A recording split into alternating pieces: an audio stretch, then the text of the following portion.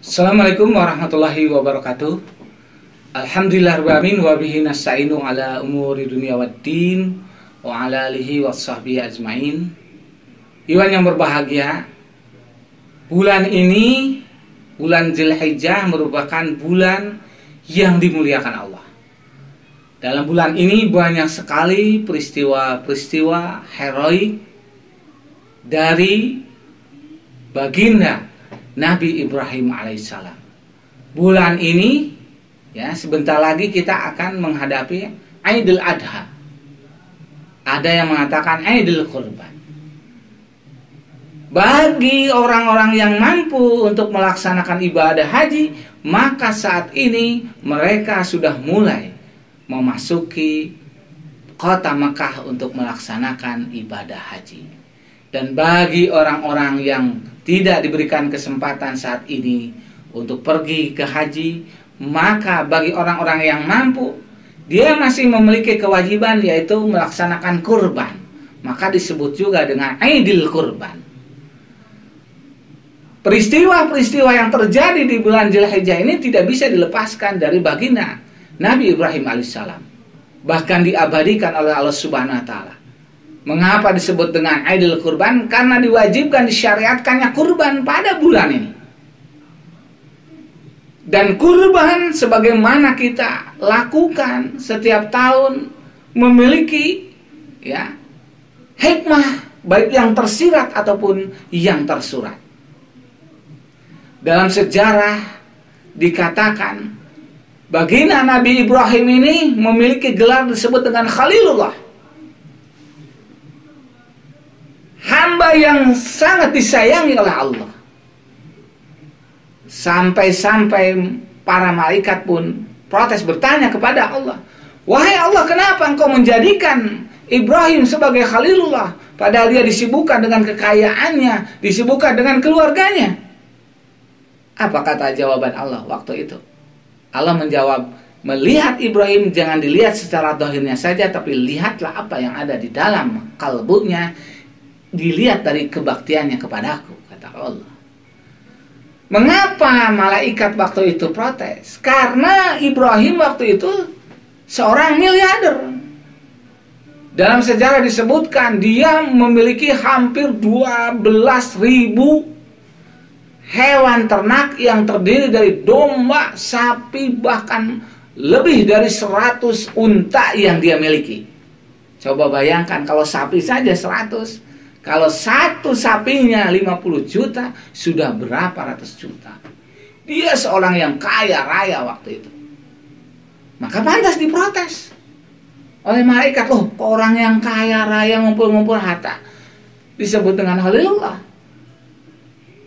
Nah, satu saat ada orang yang bertanya kepada Nabi Ibrahim, "Wahai Ibrahim, itu harta kekayaan itu punya siapa? Punya engkau?" Apa jawaban Nabi Ibrahim? "Ini semua harta kekayaan milik Allah, tetapi sekarang aku pegang. Suatu saat tak kala Allah menghendaki mengambilnya, maka aku akan serahkan seluruhnya kepada Allah. Bahkan bukan hanya hewan ternak saja, sampai anakku sekalian, kalau Allah memintanya, aku akan serahkan kepada Allah." Dan ternyata ucapan yang terakhir ini, ya, dijadikan bukti oleh Allah bahwasanya Ibrahim, ya, pantas diberikan predikat Khalilullah. Maka difirmankanlah kepadanya, dibisikkanlah kepadanya dengan mimpi shadiq, ya. Dalam ayat Al-Quran disebutkan bahwasanya Allah menyuruh, ya, Nabi Ibrahim untuk menyembelih anaknya Ismail.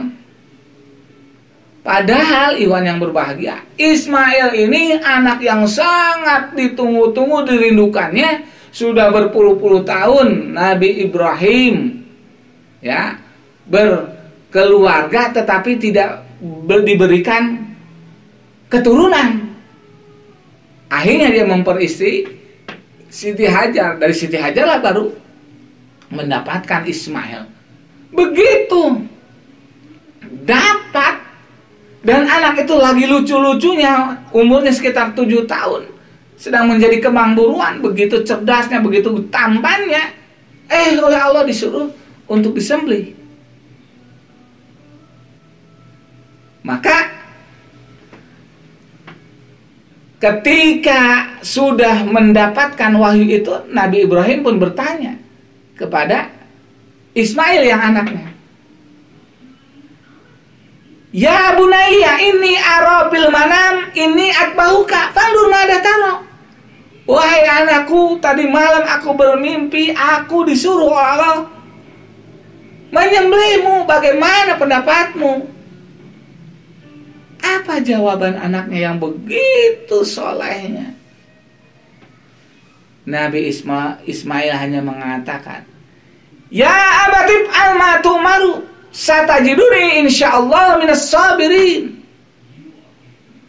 Wahai bapakku, lakukanlah semua perintah Allah itu. Jangan ragu-ragu, insya Allah aku termasuk orang-orang yang sabar. Itu kebaktian anak kepada bapaknya. Beda dengan anak sekarang. Ya Allah, ya, jangan istilahnya menceritakan orang lain, kita sendiri aja.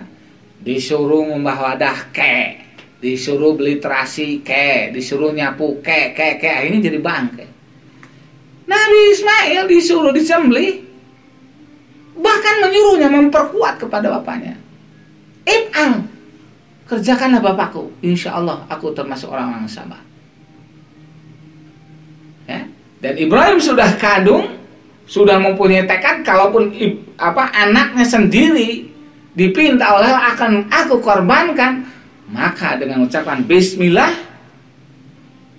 Ibrahim pun sudah memegang goloknya, sudah ditempelkan ke depan leher, di atas leher Nabi Ismail itu, dan mau mengucapkan Bismillahirrahmanirrahim, mau menyembelihnya, langsung oleh Allah Subhanahu wa Ta'ala diganti Ismail itu dengan kibas yang besar yang langsung turunkan Allah dari surga.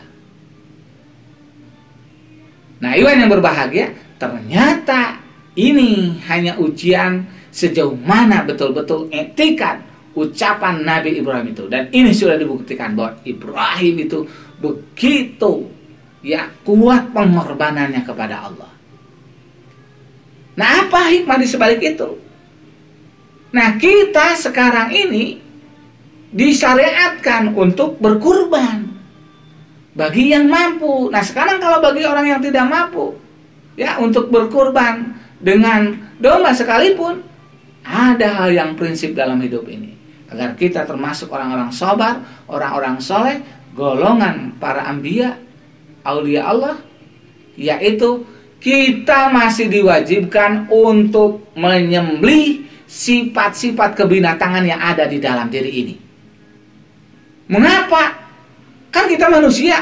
Emang kita manusia, tetapi dalam hakikatnya kita ini kadang-kadang lebih sadis, lebih kotor, lebih jijik, lebih hina daripada binatang sekalipun. Apa buktinya? Nah, Iwan bisa dilihat. Ketika manusia masuk kebun orang, apa yang diambil? Dan ketika kambing masuk kebun orang, apa yang diambil? Kalau kambing masuk kebun orang, dia hanya memakan dedaunan, begitu kenyang, selesai, pulang. Nggak ada sampai sekarang kambing ngambil daunnya, ngambil buahnya, segala macam, dibawa lagi ke kandang, nggak ada. Tapi manusia, daunnya dipetik, pohonnya dibawa, buahnya diambil, bahkan kalau perlu disikat dengan seluruh keluarga yang punya kebun itu. Na'udzubillahi min dzalik. Manusia bisa sesat, balhum adallu, bahkan lebih sesat daripada binatang. Yang lebih parahnya lagi, dalun mudilun, sudah sesat, menyesatkan orang lain. Maka kita perlu memotong, menyembelih sifat-sifat kehewanan yang ada di dalam diri, serakah, dan ada lagi sifat-sifat yang tidak ada dalam hewan.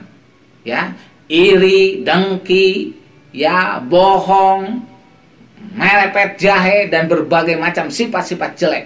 Sifat-sifat yang jelek di dalam diri ini perlu kita sembelih. Dengan apa sembelihnya? Dengan ucapan? No. Ya. Dengan dalil? Nggak bisa. Ya. Nah, orang-orang sufi punya alatnya, yaitu dengan zikir, memperbanyak zikir dengan ucapan la ilaha illallah. Kita potong, kita sembelih sifat-sifat sifat-sifat kehewanan yang ada di dalam diri ini agar kita menjadi manusia sejati. Dengan ucapan la ilaha illallah kita sedang menyembelih. Memperbanyak zikir adalah menyembelih semua sifat-sifat kehewanan agar kita menjadi orang-orang yang sabar, orang-orang soleh yang senantiasa taat kepada Allah Subhanahu wa taala, bahkan mampu menghambakan diri kepada Allah Subhanahu wa taala. Nah, mudah-mudahan tentunya kita semua di momen yang baik ini mampu menyempurnakan kurban kita, baik zahir maupun batin, terutama menyembelih, menghilangkan sifat-sifat kehewanan kita. Mudah-mudahan Allah Subhanahu wa taala senantiasa memberkati dan membantu kita untuk senantiasa menjadi hamba Allah yang baik. Amin. Allah ya rabbal alamin. Allahumma a'inna ala zikrika wa syukrika husni ibadatik wa atasimu bihabillah. Rabbana atina fid dunya hasanah wa fil akhirati hasanah wa qina adzabannar. Hasbunallah wa ni'mal wakil, ni'mal maula wa ni'man nasir. Terima kasih. Mohon maaf. Assalamualaikum warahmatullahi wabarakatuh.